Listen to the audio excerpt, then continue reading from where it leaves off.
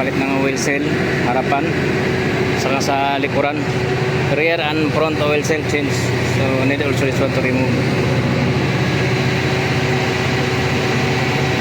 Dismantle alternator and radiator.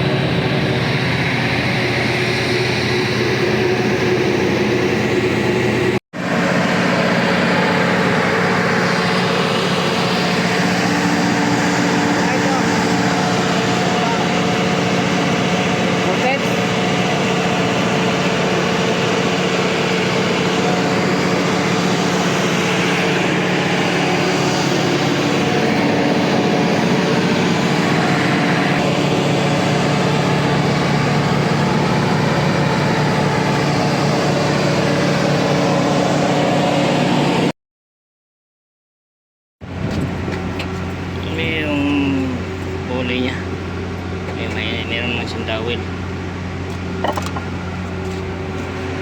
may leaking.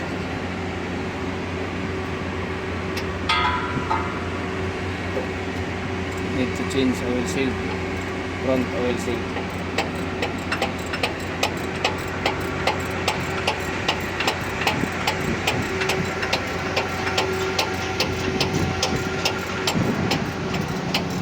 Then rear oil seal also need to change.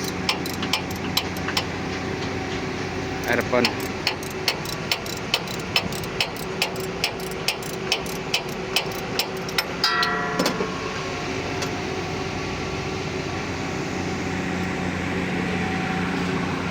Yung box niya.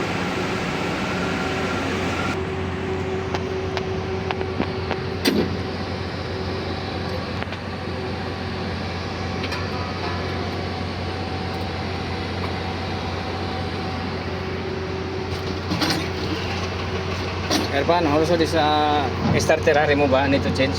Because, yeah, this one bushing no good. Sometimes cranking, sometimes no. This is the QS 615 guys, oil seal.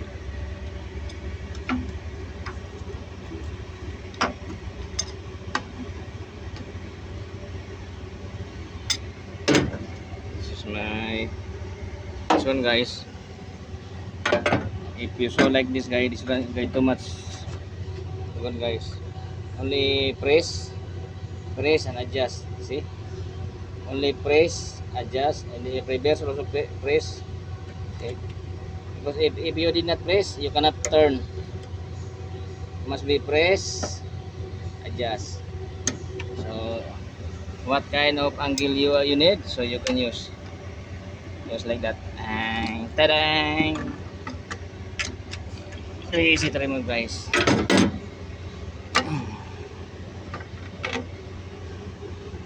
See, only like this oil seal guys, very simple.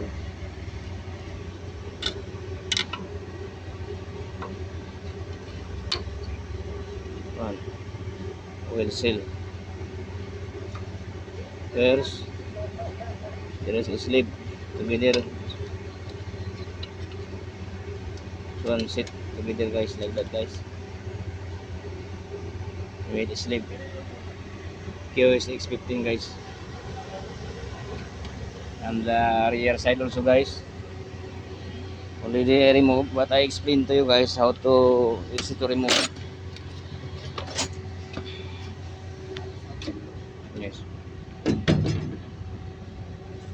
very easy to remove guys. For example, you are working on the side guys, you only one generator, so there is so many kind of procedure how to remove.